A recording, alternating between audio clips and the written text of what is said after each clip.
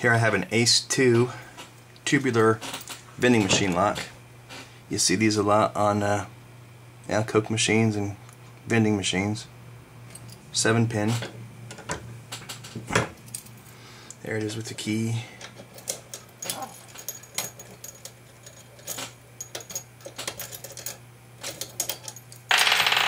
And a single pin picket.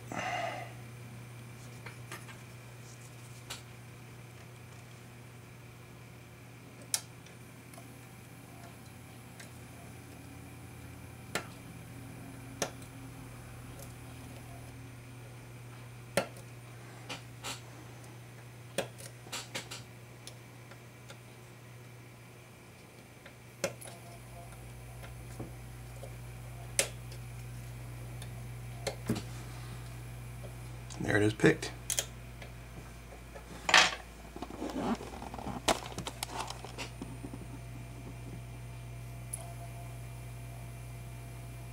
Of course, you have to pick it several more times, probably I think 2 more times on this one to get the bolt to actually retract, but thanks for watching.